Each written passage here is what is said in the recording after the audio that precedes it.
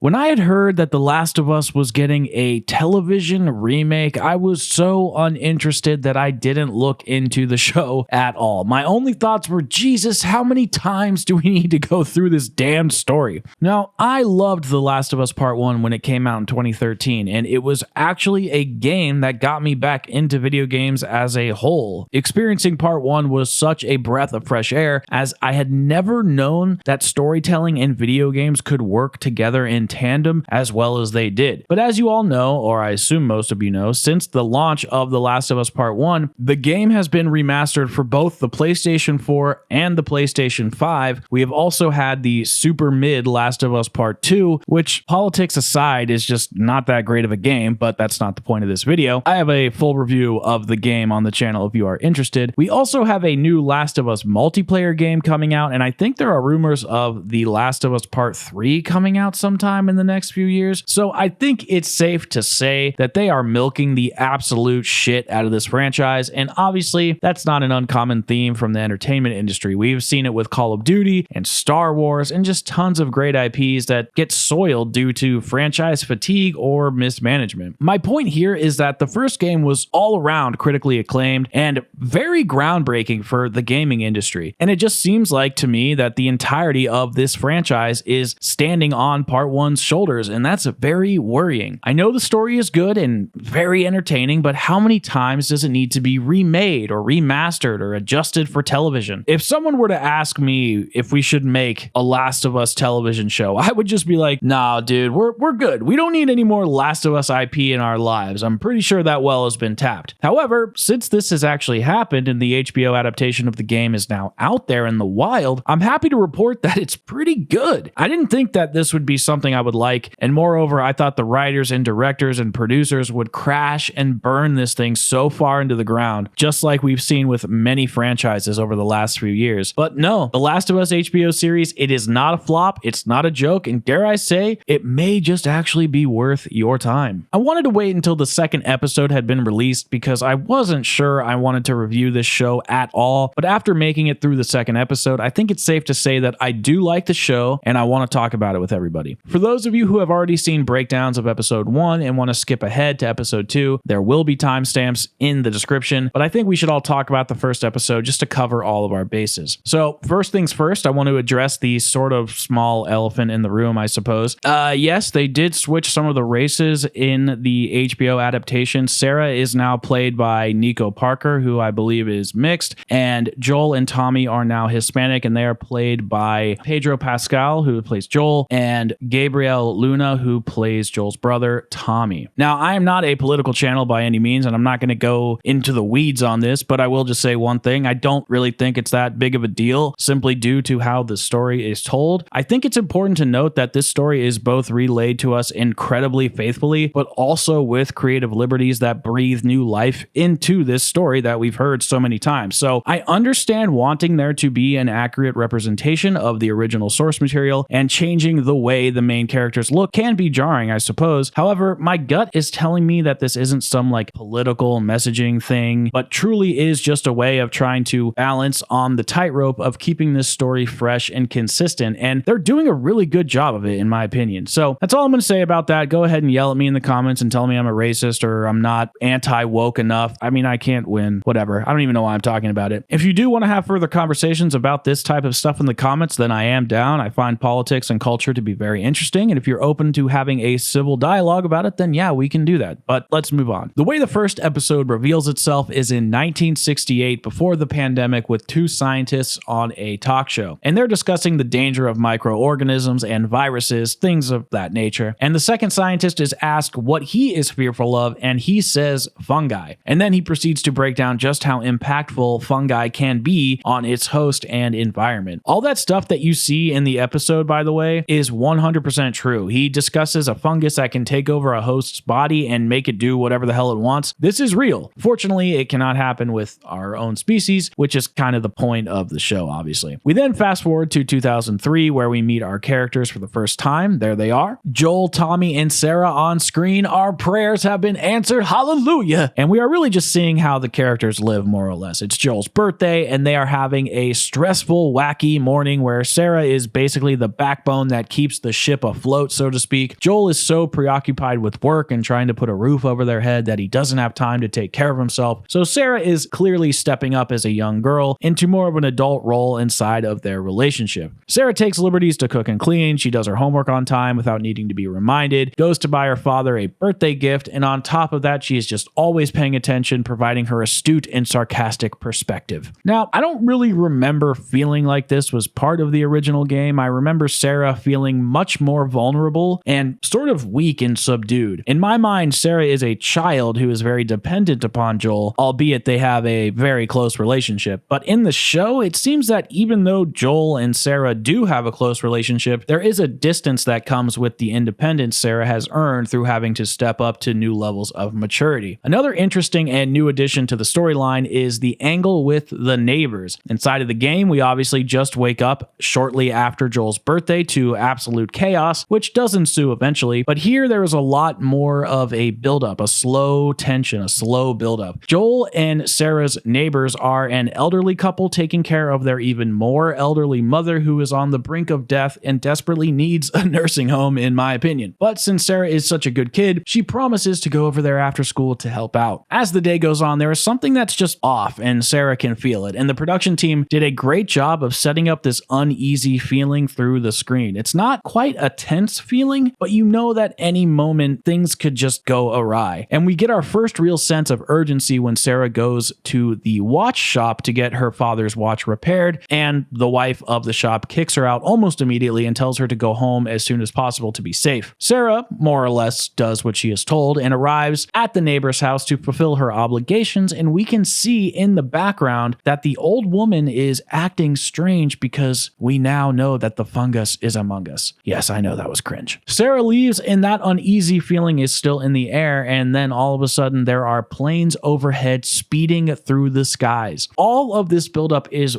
very different to the game, but I really think it's done quite well because inside of the game's introduction, you have moments where you are interacting as the character, and since we don't have that opportunity, it just makes more sense to go the direction they did. We finally start to arrive at scenes we are familiar with, and again, I have to say that they do such a nice job with this new and familiar balance. Really keeps things interesting while at the same time comfortable, and that's exactly what this show needs to be, at least right now. We don't need to improve upon or fix all this extra shit that isn't broken, and I understand how that could be viewed as hypocritical since they have changed things up, but I'm talking about ripping apart the storyline and just making things bigger, bolder, or darker and grittier just for the sake of doing it. So we arrive at the infamous scene where Sarah gives Joel the watch, and I think it's done very well. It's pretty sweet, and I can feel how much Joel cares for his daughter, and I admire the beauty in that wholesome moment. I think Sarah's a little bit snarky in this show. She's kind of a little too sarcastic and treats Joel like he's some smooth-brained, like, troglodyte, and I get that he's a busy guy and he doesn't have time to make sure that his shirt is on the right way, but he's not a moron. I'm probably overthinking it. I'm just kind of tired of the stupid dad TV trope we have been seeing so heavily since the days of Al Bundy and The Simpsons. I just find it to be incredibly ironic that most shows and stories have like the stupid dad trope, but two of the most popular, relatable, and impactful narratives in the gaming industry, even in the entertainment industry as of late, are God of War 2018 and Ragnarok, and The Last of Us Part 1. And what are those games about again? So after the birthday/watch scene, we are basically on track. That is pretty much identical to the video game. Sure, it's not 100%, but it's pretty close. Sarah eventually wakes up and everything is just royally fucked. And now this next part doesn't happen in the game, but she goes over to the neighbor's house because the dog is loose and all this chaos. And she finds that the neighbors are dead and being eaten by the grandmother who killed them. It's at this point in the show where you see the grandmother has these tendrils coming out of her mouth, which is the new way that people are getting infected, as the producers of this show removed the element of spores infecting people, which they do explain later, and we will talk about that in the second episode. The grandmother chases Sarah, and of course, right on schedule, Joel and Tommy show up, and Joel knocks the ever-living shit out of this grandma, and it's just a cool scene, you know? Something I really like that's kind of of subtle is how they are showing Sarah as this very put together young lady who thrives on routine and is successful in everyday life. But now she is in chaos and she doesn't quite understand how to handle it and is actively repulsed, unlike Joel, who just knocked out a 97-year-old woman with a monkey wrench. So the gang speeds away in the truck, and they truly did capture the essence of this whole segment almost shot for shot. It was fucking awesome. They capped off the whole truck scene with a plane crash in the middle of their quiet little Texas town and are forced to make a run for it. And just like in the game, Tommy and Joel are split up, and Joel is running for his life while carrying Sarah since she is injured at the moment. But things take a turn for the worst as Joel begins to be getting chased by infected, and at the last second before he is tackled by the beast, someone shoots the zombie, which turns out to be a soldier. So we all know what happens next, as it is the scene that breaks Joel and turns him into the man that we play as in the game, and that is Sarah's death scene. This was one of the moments that I had really been waiting for, not because, I want to see Sarah die or whatever, but because I wanted to see how it was executed. I wanted to see how Neil Druckmann brought this to life on the screen, because it's just such a monumental point in the story. And all the other stuff that had happened previously, it was great, and I enjoyed the facelift, plus, the dedication to the source material. But this performance and how the producers handle this, it's going to set the tone for the whole show as far as I'm concerned. But before I share my opinions, why don't you pause this video and let me know what you thought in the comments down below. But honestly, guys, I thought they handled this scene so well. I think it was almost better than the game, or at least it was on par. In the game, of course, it was sad, but it's hard for me to empathize with video game character faces, sometimes, simply because of how difficult it can be to capture all the little details in the human face, which really dictate a lot of emotion. And being able to see the radical expressions on Joel and Sarah's faces while they were reacting to the situation, which was completely out of their control, and it was absolutely terrifying and beautiful to watch. And I felt like Sarah's death in the show was much more brutal, which makes a ton of sense since we have a child being shot with a rifle. I mean, there's blood all over Joel, and Sarah is writhing in pain, flailing her arms, trying to both push Joel away from her and bring him closer at the same time. You can just feel the tension in this scene, and I just thought it was absolutely great. The original scene from the game did make me tear up, and this one didn't, but it's probably because I've, seen it 1,000 bajillion times. But I did feel that sinking feeling in my gut, just like I did in 2013.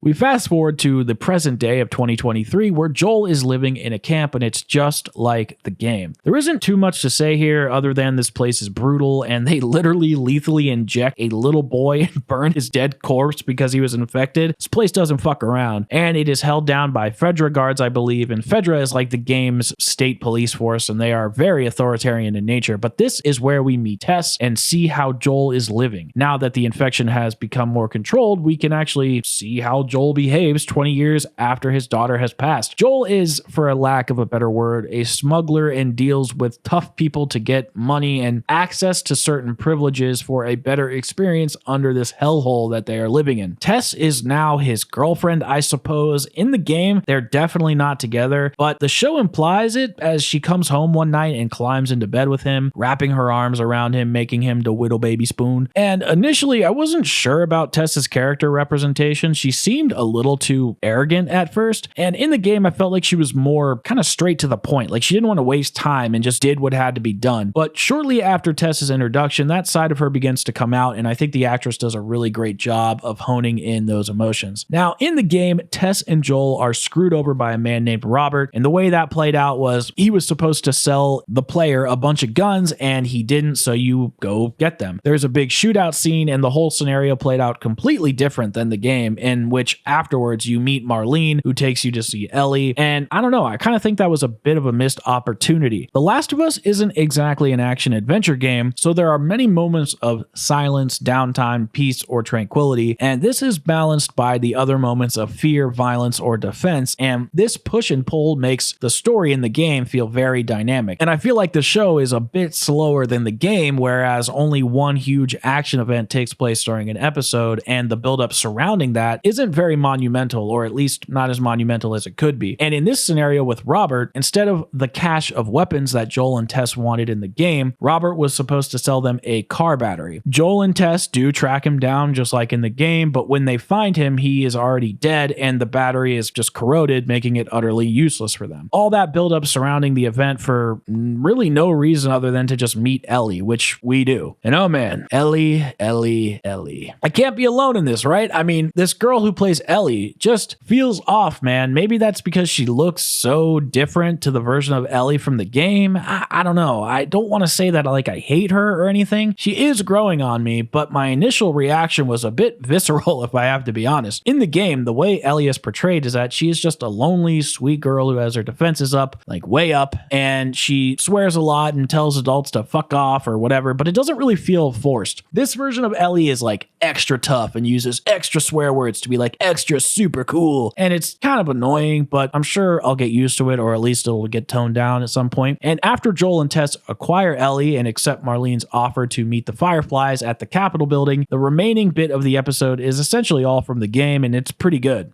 After waiting until nightfall, they make their escape to the outside where it's raining, and they have to duck and sneak around this lot to get to the main city. Unfortunately, they run into a guard who is not messing around and is attempting to place them under arrest. He scans each one of them with the handheld scanner to identify if they're infected or not, and when he gets to Ellie, as you know, she stabs him in the thigh with her knife, and the guard is now standing back pointing his rifle at the gang. And Joel has a flashback to the night of where his daughter was shot, and he essentially goes like full PTSD and just jumps the guard and bashes his brains in. And unlike the scene where Joel kills that old woman and Sarah is confused and scared, Ellie is like fucking geeking out over the fact that Joel just killed this guy to protect her. And it's a very, very interesting paradigm. I really like that a lot. And it's at this point in the story where Tess looks at the scanner and sees that it is red, which now tells us that Ellie is infected, and Joel and Tess, they're not happy about it. As far as the first episode goes, I think it was a nice showcase of what the show has to offer, but I really didn't feel like I was going to be super interested until after I saw how they handled the second episode, just to kind of know what I'm getting myself into. And I kind of covered this a bunch of times already, but I do think the balancing of new content mixed with the old, it's just done really well and very tastefully. There is a bit of an A-B pattern, which I do like, where they will do a bunch of new stuff followed by the genuine source material. Maybe they'll sprinkle a little bit of new inside of that, but for the most part, it's like just A-B, A-B. I do have some criticisms for the actual production of the show, but I will talk about that at the end, since some of the things have to do with the second episode as well.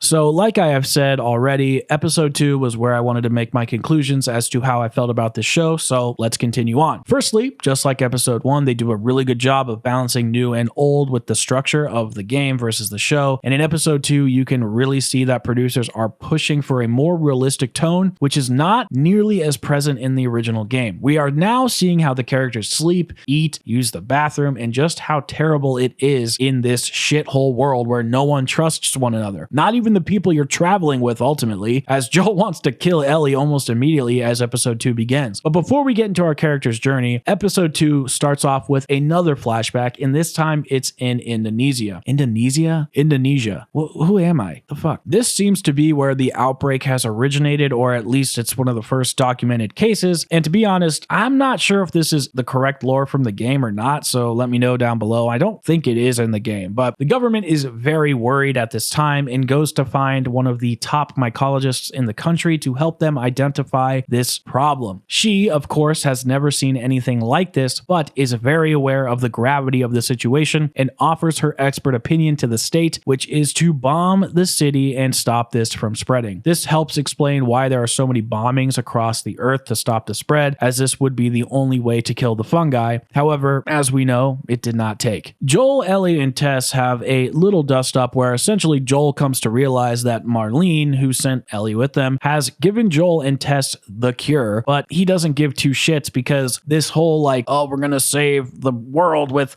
this person who has the cure and blah, blah, blah. It's like an old wives' tale in the universe, and so Joel's like, I've heard this shit 100 times before. Like, okay, whatever, let's just go get my fucking supplies. So they continue on making their way through the city, and Ellie is now seeing the outside world for the first time, and this does happen in the game, but the producers decided to remove a lot lot of the great action sequences that introduce various types of enemies and really awesome stealth scenes. So instead of pushing through the night and fighting all of those enemies in the building and sneaking through the initial area where all the clickers are, we just kind of skip all that and only see our characters engage with enemies in the American History Museum, which is still a great part of the game and of the show now, but they are missing out on two clutch moments that build up to it. So you may be asking yourself, well, what the hell did they do with the show then if they cut out those parts? Well, they decided to explore the foundation of Infected and really let us learn more about Ellie. And as much as I wanted there to be more cool zombie fights, I do think this is the right call to make. We really see that despite growing up in a shit world, Ellie is still very much a little girl at heart and wants to play and explore and mess around, just like all kids do at the end of the day. However, due to the fact that she has grown up in a literal hellscape, she knows when it's time to get serious, and I like that about Ellie. So I really think it's good that they try to show us her more innocent side as well as her tough side. And we first see this brought to life when they are making their way through the hotel lobby, and the three of them have to cross the way in this thick, disgusting, what is more or less pond water. And while they're walking around, Ellie starts pretending to be at the hotel where she's like an attendant and a guest, and all of a sudden a dead body of a skeleton falls towards her and the gang gets serious. This is a really good example of that dichotomy between the innocence and craving for normalcy, backed up by the fact that death is just around the corner. So our characters make their way upstairs, and Joel and Ellie have their first little conversation alone without Tess, and they pretty much hate one another. And while I do feel like there was a palpable tension in the game, it feels a little ham-fisted in the show. It's like, we get it. Joel is a broken, sad emo chick in disguise, and Ellie is as tough as Conor McGregor walking on a broken leg. So they eventually make their way to the balcony to overlook the city to try to figure out where they're going to head next, since their path is blocked currently. And they look down and notice hundreds of infected just lying in the street. This is when reality sinks in for Ellie that this is not a joke. And I think that this really is the parallel to the initial fight scenes in the game that lead up to the American History Museum, because when we are sneaking around the clickers in the game, that's really the first time Ellie has seen anything like that. And this scene in the show is bringing that same emotion to the forefront. Now, another smaller detail that I think is very cool and maybe a bit overlooked, or at least I haven't heard a ton of people talking about it, is the fact that all of the fungi are connected through miles of cordyceps that link through tendrils and can activate infected miles away when you won't even notice. This is a great plot device because not only is this a fucking real thing that fungi can do, but it can allow for millions of situations of trouble that the gang can get into if they're not careful. This is also a great way to please fans when the directors pivoted from the spores issue, which tons of people were upset about. And I get why they changed this detail. I do. But like the producers say at the end of the show, localizing spores to upstairs versus downstairs just doesn't really make sense inside of a real life environment, as spores would have access to any place, anytime that they just floated into. So the interconnectivity between fungi is just much more believable and is a much better plot device when you don't have to think of things in terms of video game mechanics. So after explaining all of this information to Ellie, Joel and Tess decide which route they want to take, and that is the route through, you guessed it, the museum. And this is where shit hits the fan. When they arrive at the front doors of the museum, you can see that this building has just been shit on. It's an absolute infected nest of death. They really have no other option, so Joel breaks a part of the mushroom body, and due to the fact that it's so dry and brittle, he makes the executive decision that it's safe to go inside. They walk in and they begin exploring and trying to understand their surroundings. They eventually hear a noise upstairs, and Joel gets into a super serious soldier mode and tells all of them to be absolutely silent. Creeping their way upstairs, they make their way into a room that is infamous in the game, and I'll try to have that on screen. And that's when we hear and we see our first clicker in the show. And I gotta say, people, this is some pretty good fucking makeup. These clickers looked amazing. The performance was from real people. The prosthetics looked amazing. The color was a little oversaturated for my taste. That's not really that important. However, and what is important, they got the body movements down to a T. I mean, it was absolutely awesome. So I want to quickly break down this scene, and then we can talk about our feelings on the matter. So the gang is sneaking around and they see the clickers, and Ellie has never been around these guys, so Joel explains through gestures that they can hear you, but they cannot see you. They are hiding and they are perfectly quiet when all of a sudden a clicker makes its way around the corner, and Ellie just quietly gasps and just all hell breaks loose. Joel starts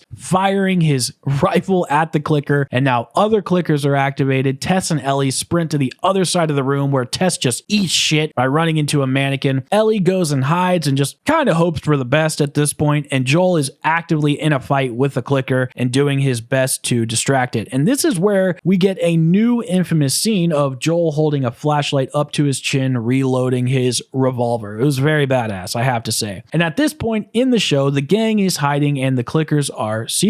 Joel notices Ellie sitting at the end of a display case and gets closer to her to, save her life. And the clicker realizes that they are both nearby and just lunges at them both. And Joel is fighting the clicker off and then shoots the shit out of it on the ground. Tess also defeats her clicker and the scene is effectively over. And I think this scene was overall done fairly well. Wasn't perfect, but it was done pretty well. I know I keep slightly kind of shitting on the cinematic elements of the show, and I will explain why at the end, but I digress. And I talked to a friend of mine about this episode after it aired, and she made a good point. Is this show not survival horror? Why is Joel running through ammo like he has a weapons cache in his back pocket? Where is the stealth? Where is the shiv killing? And you know what? That is a fair fucking question. So after stealing her idea and putting it in my video, I thought that I would level it up just a little bit. So instead of going full Rambo or full Splinter Cell, I thought that they could do a mix of both. And I think that would allow for more action scenes and more horror tension, which could really add a new element to the show. Again, the scene isn't bad, but it would have been badass to see Joel and Tess take out some clickers with the shiv, but then maybe one of them accidentally drops their knife and another clicker hears them from far away, and then the whole fight ensues. I'm not saying what the producers did was wrong, but I think multiple approaches could have taken place to make it a little more like the video game rather than a Hollywood shootout. So the gang survives and makes their way out of the building, and this is where we see Tess's attitude really shift from protective to desperate. And while it's noticeable to people who have played the game, it's a lot more subtle, I would assume, for those who don't know what's coming. And I think the actress did a great job bringing those emotions to light. We then get our infamous "can't deny that view" as our characters make their final steps towards the Capitol to meet the Fireflies for the Ellie handoff.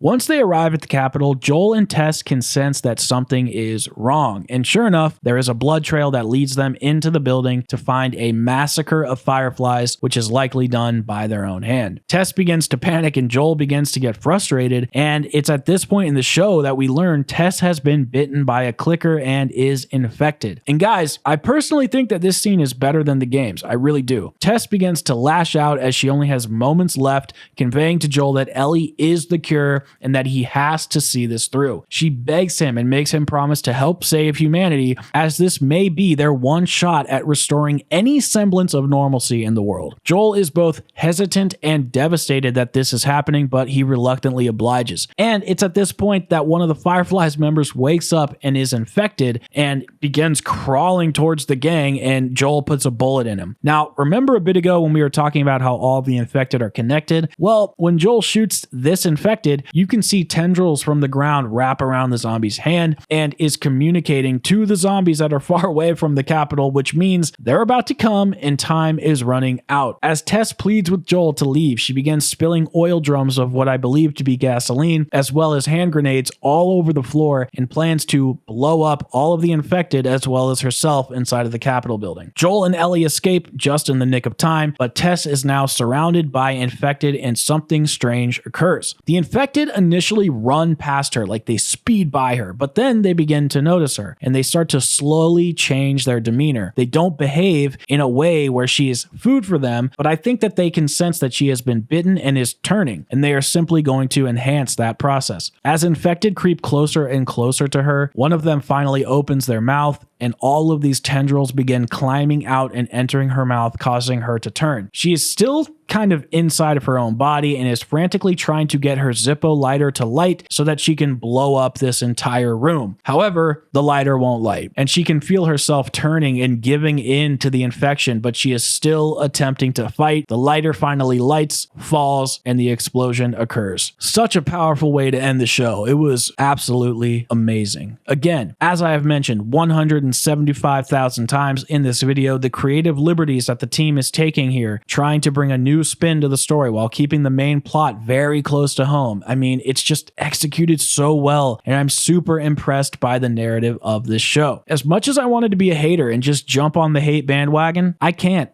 do that. I genuinely thought we were going to be getting an oversaturated Last of Us bullshit HBO remake, and that telling this story for the 5 billionth time would just be a fucking drag. And maybe I'm entirely wrong. Maybe it is recycled and oversaturated, but I like it, and I think a lot of other people do too. I do have a few problems with the show that I want to quickly address before we wrap up here, and that is that the pacing is just a little too slow. I mean, episode 1 had better pacing and more events, but it was an hour and a half long, so they could fit more in it. In my opinion, I think if we had one more small to medium-sized action scene or event, for example, perhaps instead of Ellie waking up on a bed of moss, we are still in the night trying to survive our first run-in with infected. Surviving that, earning a sleep, then continuing the episode, as it were, would have been just the right amount of action in my opinion. It doesn't have to be exactly that, it's just an idea of something a little more. My other qualm with the show is the cinematography and the artistic vision. Now listen, I'm not a Hollywood producer by any means, but I kind of understand this stuff a little bit as I am interested in it and I sort of do it for a living. And plus I'm just allowed to make critiques about stuff, so sue me, I guess. The CGI in the show, I don't think it's that great. It's, for the most part, very obvious when there are CGI buildings or anything like that. And I know that partly it doesn't help when they make CGI scenes for the daytime because darkness helps cover up imperfections, allowing the viewer to think that some of the green screen scenes are actually real sets. But if you take a look at the sunset scene or the initial view of the leaning building, it's just super obvious and it's just not there, and it really takes me out of the story. Now, most TV shows will build their own sets, which you want to do that, but for some reason it just looks so glaringly like a set in my opinion. For example, the set where they are confronting Ellie in the beginning where she is sleeping. Now maybe some of that moss is fake and CGI'd, but it looks like for the most part it's a real set. Like I'm almost watching a play, and that's not a bad thing. It's just artistic direction and presentation, and I just don't agree with it. I feel like things should be a bit more muted, desaturated, and have more of a cinematic flavor to them. I don't feel very somber in this world. I don't feel like things are as shitty as they can be. I feel like we're going on an adventure, which we are to a certain degree, but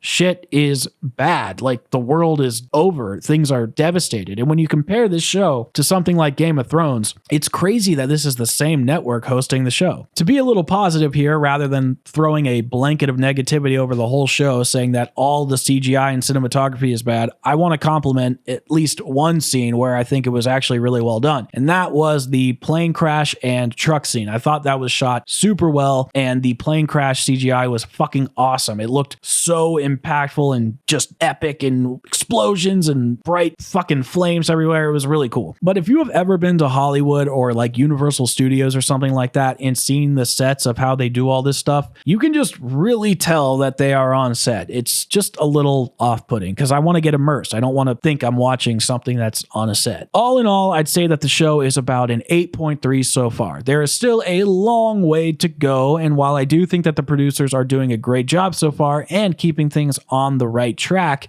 that doesn't mean we can't nosedive headfirst into a steaming pile of dog shit at any moment. I just have no respect or hope in modern entertainment anymore. I don't trust them. I don't trust that they won't just ruin everything in the blink of an eye. So I'm holding hope out that they do, but Lord only knows what's to come. So we'll see. Take it one episode at a time, but so far things are good. Anyways, guys, what did you think of the show so far? Do you love it? Do you hate it? Do you prefer one episode or the other? I appreciate all of you watching the video. It means a lot to me, and we will continue this discussion next weekend. Peace out, everybody.